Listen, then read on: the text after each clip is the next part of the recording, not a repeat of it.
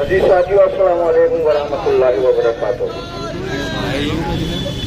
देखिए, पहली बात तो ये कि आप किसी बात से डिमोरलाइज मत हो, बिल्कुल भी। देखो, जब परिवार होता है तो बर्तन खटकते हैं। अगर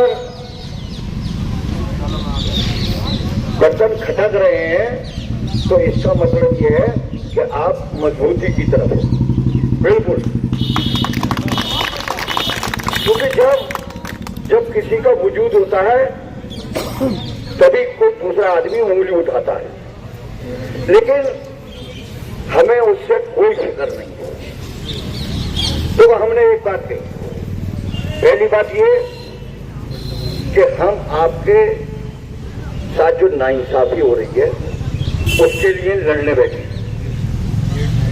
और हम पहले दिन से ये बात कह रहे हैं कि जब तक आपको न्याय नहीं मिल जाएगा हम जाएंगे नहीं। प्रशासन यही चाहता है कि आप में शिफ्ट हो, लेकिन इंशाअल्लाह ताला ये कुंबा बिखरेगा नहीं किसी भी हालत में। देखो, लड़ाई लंबी है, पहले हमने ये बात कही। सवाल कर रहे हैं लोग, हम उससे बिल्कुल नहीं घबरा रहे। उनका अधिकार है सवाल करना, हमारा अधिकार है उसे पी जाना, बिल्कुल। जिसका हम कोई सवाल करता है, अगर मुनासिब समझते हैं तो जवाब देते हैं, वरना हम उसको इस कान से सुनते हैं और इस कान से निकाल देते हैं। अगर हम छोटी छोटी बातों पे ही पंचायतें करने लगेंगे तो फिर हम आपकी लड़ाई नहीं लड़ पाएंगे। तो इसलिए कोई घबराने की जरूरत नहीं, रेहान साहब और जकी साहब, बिल्कुल हमें जनरल बॉडी की तरफ देखना है। जो लोग सिर्फ नेतागिरी के लिए मंच पर आकर कि तकरीर हमें नहीं करने दी, कि हमें झंडे पे हाथ नहीं लगाने दिया, ये वो लोग हैं जो अपने चुनाव की तैयारी कर रहे हैं। हमें कोई चुनाव की तैयारी नहीं करनी है, हमें तो सिर्फ आपका हक दिलाना। हमारा 1 पॉइंट एजेंडा है, सिर्फ हम भी आराम कर सकते हैं, जकी साहब भी आराम कर सकते हैं, लेकिन क्योंकि अगर हमने देख लिया, हम 1 साल से लड़ रहे हैं, हमें मालूम है आज 13 महीने हो गए, कि अगर हमने इन्हें मझधार में छोड़ दिया तो कल को जब मैदान हश्र में अल्लाह के सामने पेश होंगे और अल्लाह ने ये सवाल करेगा कि जब हमने तुझे ताकत दी थी तो तूने इनके लिए क्यों नहीं लड़ा, फिर क्या करेंगे हम? तो हम जनरल बॉडी का कोई आदमी सवाल करे, उससे रुसवा होना बेहतर समझते हैं बनिस्बत अल्लाह के सामने रुसवा होने से। तो इसलिए बिल्कुल डिमोरलाइज होने की जरूरत नहीं। इंशाअल्लाह ताला देखो, आज भी जहां तक अलाउंसेस की बात है तो अलाउंसेस पर हमने कल भी और आज भी 3 बजे से मीटिंग चल रही है अंदर। जो लोग मंच पर आकर ऐलान कर गए थे, आज वो सब लोग सिर जोड़ के बैठे होंगे, क्योंकि जनवरी की तनख्वाह में उन्होंने वायदा करा है। हमारा काम है उन्हें बार बार याद दिलाना और बार बार उनसे यही कह रहे हैं कि अगर आपकी बात नहीं मानी जा रही तो आप मंच पर आकर ये कह दो कि भाई अंदर वाले हमारी बात नहीं मान रहे। तो जैसे हम लड़ रहे हैं फिर आप हमारे साथ लड़ रहे हैं। देखो, कुंबा आपका बढ़ रहा है, घट नहीं रहा। पहले ये बात समझ लो, जो वो 9 लोग हैं, वो 9 लोग पहले उधर की बात करते थे, अल्लाह का शुक्र है आज वो तुम्हारी बात कर रहे हैं। ये तुम्हारी सबसे बड़ी जीत है। आज पूरी यूनिवर्सिटी में चर्चा तुम्हारे धरने का तादाद। हमने एक बात हम बार बार कहते हैं कि अगर तादाद की बात है तो हम रोज वीडियो डाल देंगे, रोज पब्लिक आएगी, लेकिन हम ये नहीं चाहते कि रोज रोज हम पब्लिक को परेशान करें। जब कोई बात होगी, जब कोई स्टेप लेंगे तो जनता को बुलाएंगे, उसे बताएंगे कि भाई ये हो गया, ये अब आप लोग फैसला करो क्या करना। लेकिन देखो, जैसे रेहान भाई ने कहा कि कमेटी सोच समझ के फैसला करेगी। जो लोग जज्बात में आके फैसला करेंगे तो वो ऐसा समझ लो जैसे पानी में बुलबुले उठते हैं, तो बुलबुले उठे और फिर फूट गए, तो आप 24 घंटे से ज्यादा धरना नहीं चला पाओगे। लेकिन हम पूरी मुस्तैदी के साथ हैं और इंशाअल्लाह ताला हमें अल्लाह पर पूरा यकीन है कि हमें कामयाबी मिलेगी, बिल्कुल मिलेगी। ऐसा नहीं है कि हम दिल्ली वालों के संपर्क में नहीं है या हम अप्रोच नहीं कर रहे। हम कुछ बातें माइक पे इसलिए नहीं बताना चाहते कि ये उसकी काट निकाल देंगे। हम किस किस से बात कर रहे हैं, कैसे कैसे कर रहे हैं। आप जो एफसी के मिनट्स आए हैं उसका पहला ऑब्जर्वेशन पढ़ लो क्या है कि विजिटर की इंक्वायरी भी सेटअप हो सकती है आपके एडमिनिस्ट्रेटिव और फाइनेंशियल मैटर पर। ये आपके धरने की चीज है, क्योंकि हमने कहा था, ये मंच के माध्यम से कहा था कि देखो हमारे कदम अगर आगे बढ़ गए तो तुम फंसोगे। हमारा कोई कर्मचारी नहीं फंस रहा। हमारे कर्मचारी को तो आपने लिख के दिया है कि इस स्केल में रहेगा और ये अनाउंसेस मिलेंगे। मैं बार बार एक बात यही कहता हूँ। कल भी मेरे एक अधिकारी से बात हुई, उन्होंने फैसल भाई ये समझ में नहीं आ रहा कि सरकार ये कैसे कह रही है कि यहाँ पर 6570 से ज्यादा आदमी अपॉइंटेड है। मैंने कहा एक बात सुन लीजिए, आप मेरी लड़ाई इसी बात की कि आप सरकार को कुछ बता रहे हो, यूजीसी को कुछ बता रहे हो, पार्लियामेंट में कुछ बता रहे हो, क्योंकि आप झूठ के पुलिंदे पर बैठे हुए हैं। लिखतम के आगे बक्तम की नहीं चलेगी किसी भी हालत में। आरिफुद्दीन साहब का एजुकेटिव काउंसिल में जो एजेंडा है उसे पढ़ लो।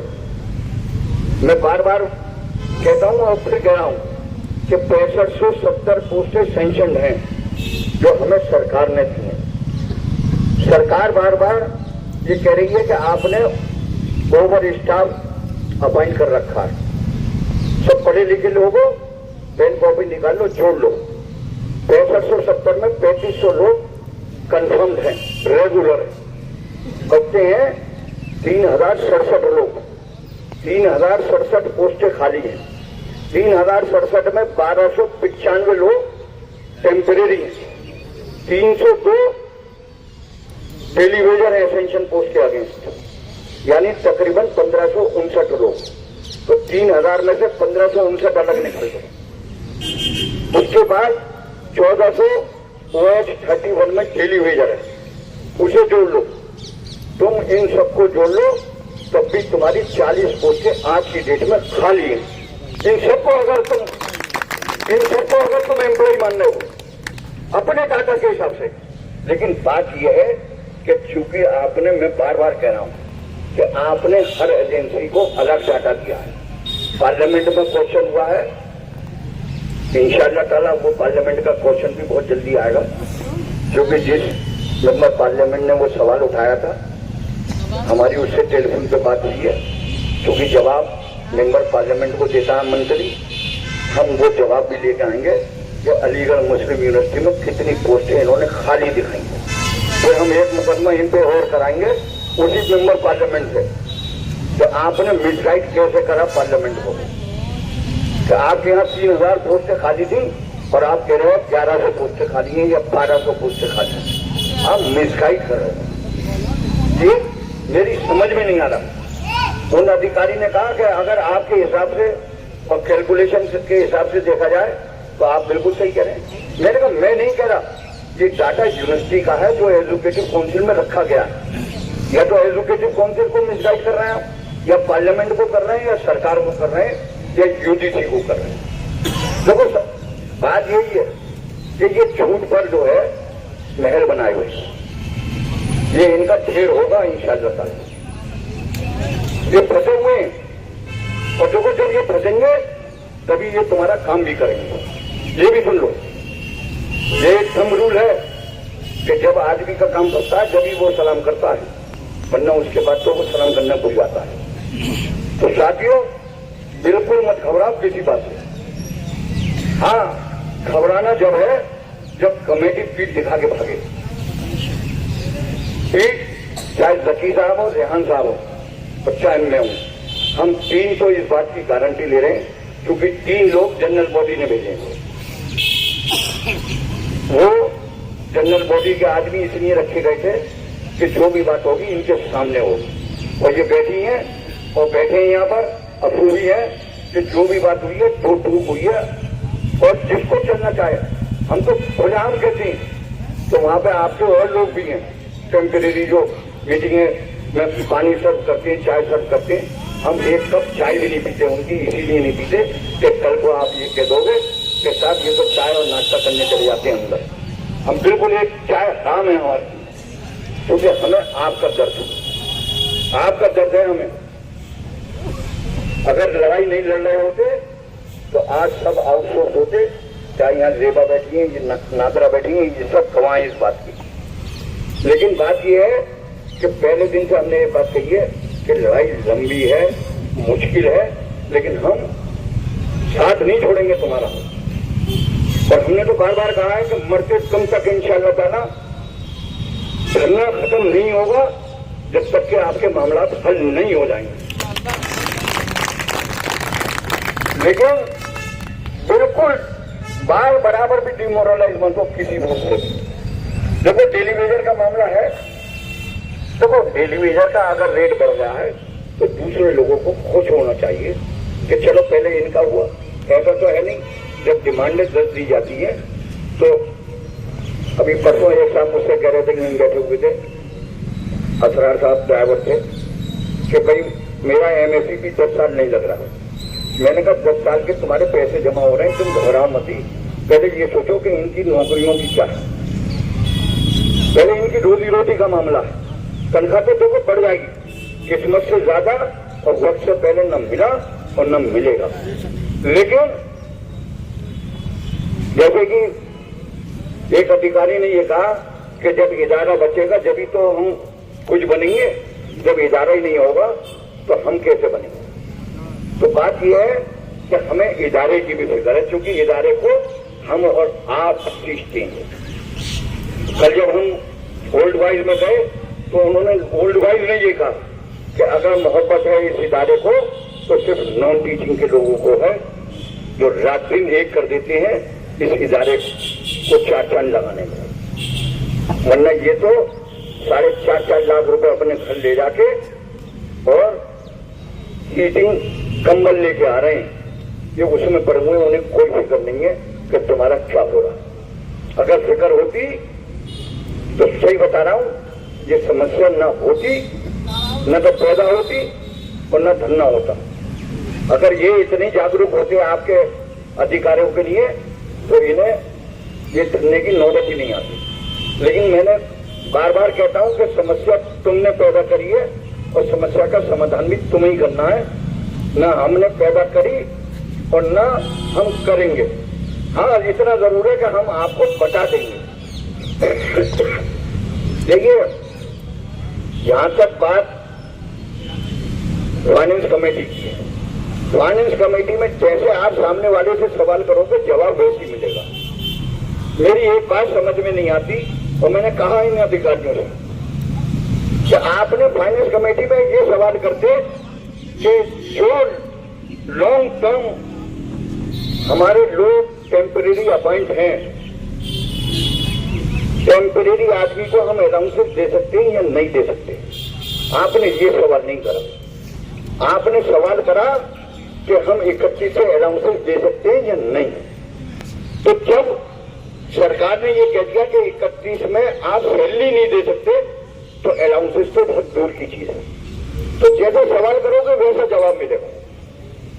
लेकिन मेरी समझ में नहीं आता, मैं बार बार एक बात कहता हूं कि ये जानते भी नहीं और मानते भी नहीं। दूसरी बात ये कि रही बात 31-36 की, हमारा तो कहना यह है कि इन्हें रेगुलराइज कर दो। ये 31-36 की भी खत्म हो जाएगी, अलाउंसेस की भी खत्म हो जाएगी।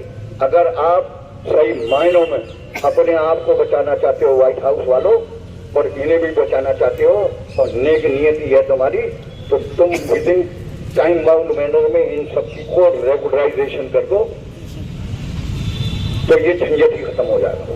तुम्हारा सिरदर्द भी दूर हो जाएगा और हमारा सिरदर्द भी दूर हो जाएगा। क्योंकि बात यह है कि जब सब परमानेंट हो जाएंगे तो आप कम्यूटेड लीव के भी हकदार हो जाओगे, एलटीसी के भी हकदार हो जाओगे, चिल्ड्रन एजुकेशन अलाउंस के भी हकदार हो जाओगे।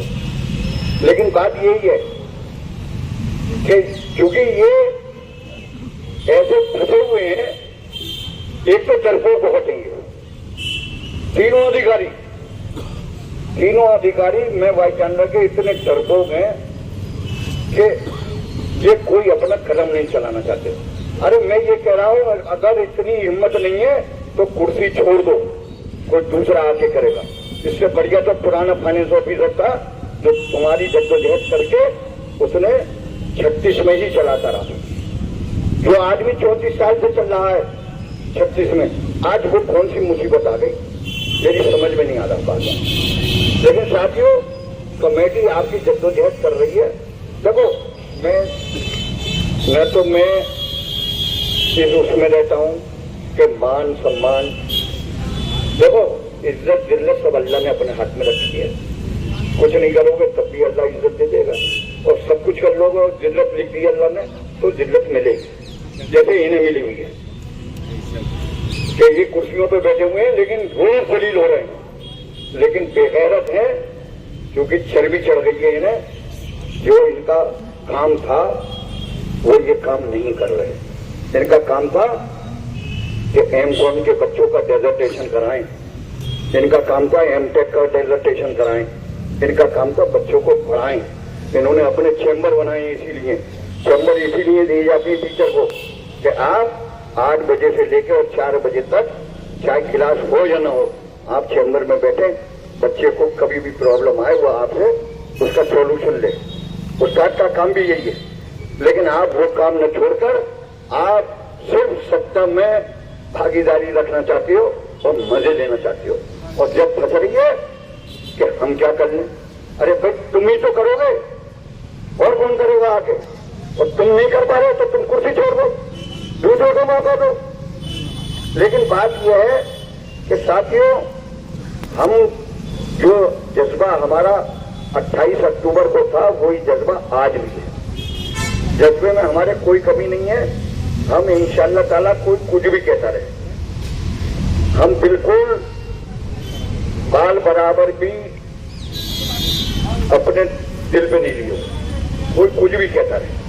हमारा एक एम है, हमने कहा था और रेहान भाई खड़े हुए हैं कि मिशन मोड में हमें काम करना है, कोई कुछ भी कहता रहे, लेकिन हमें जो टारगेट है हमें वो अचीव करना है, चाहे कुछ भी हो जाए। ये कोई कुछ भी कहता रहे, प्रशासन के लोग हैं, लोग हमारी ऑडियो डाल डाल के रजिस्ट्रार को सुनाते हैं, हमें कोई टेंशन नहीं। जब हम माइक पे कह रहे हैं हमें काय का डर है। जब हमने रजिस्ट्रार के मुंह पे कह दिया तो तुम ऑडियो भेजो या कुछ भेजो, तुम एक बात ध्यान रखना कि जो लोग ये काम करते हैं वो अपने आप को कमजोर कर रहे हैं, वो किसी दूसरे को कमजोर नहीं कर रहे, क्योंकि वो सामने वाला अपना टाइम पास करने के लिए तुम्हें मुखबिर बनाए हुए है। और उनके दिमाग में है कि जब ये अपनों का नहीं हुआ तो मेरा क्या होगा, ये कल को दूसरे अधिकारी के पास मेरी मुखबिरी करेगा, तो वो अपने आप को कमजोर कर रहा है। लेकिन हमें इन चीजों की कोई फिक्र नहीं। बाखुदा कह रहे हैं हम, अल्लाह के अलावा हम ना डर रहे और न डरेंगे। हम क्या कर रहे हैं, जो भी कर रहे हैं आपके हक में जो बेहतर होगा हम वो फैसले करेंगे।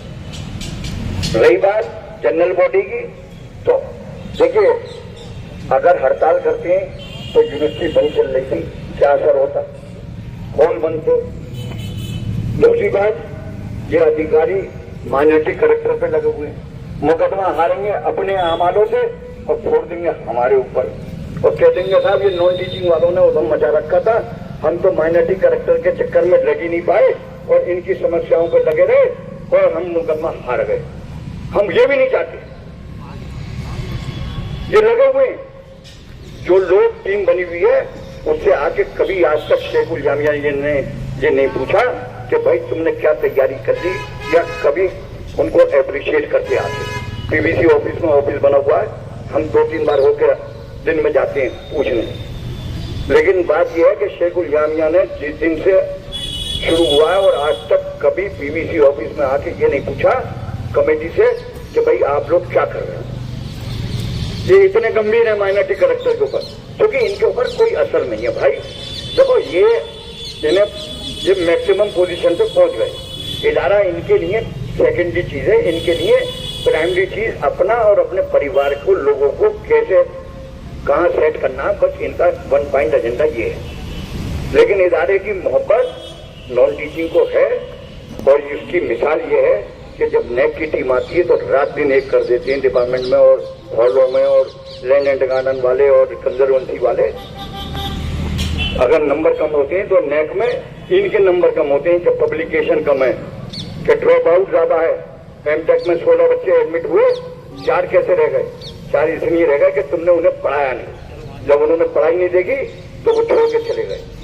वहां नंबर कम हो रहे हैं। साफ सफाई और जो नॉन टीचिंग का काम है उसमें नंबर 1 पे है यूनिवर्सिटी आती। उठा लो पूरा डाटा, चाहे वो शाह साहब के पीरियड का हो और चाहे साहब तारिक मंसूर साहब के पीरियड का हो। लेकिन साथियों, घबराने की बिल्कुल जरूरत नहीं है। देखो, लड़ाई लंबी है। जब हम नहीं घबरा रहे तो तुम्हें भी घबराने की जरूरत नहीं है किसी भी हालत में। कमेटी जनरल बॉडी कब होगी, हम अपना टाइम, किस टाइम सेट होगी वो हम देख के करेंगे। कब हड़ताल होगी वो भी हम अपना प्रोग्राम सेट करके करेंगे, क्योंकि कोई भी काम होता है वो प्रेशर में लेने के लिए होता है। अगर हमने हड़ताल कर ली और प्रेशर नहीं बना तो बेकार है। तो इसलिए साथियों, बिल्कुल घबराने की जरूरत नहीं है। अलाउंसेस की बात है, इंशाल्लाह ताला अलाउंसेस लेके मरेंगे, चाहे कुछ भी हो जाए। बिल्कुल। अब मैं रेहान साहब से कहूंगा कि रेहान साहब, बिल्कुल डिमोरलाइज होने की जरूरत नहीं है। देखो, कुकर मुझसे पैदा होती है, प्रशासन पैदा करता है, उन्हें पैरों से रोक दो, कोई जरूरत नहीं, कोई टेंशन मत लो।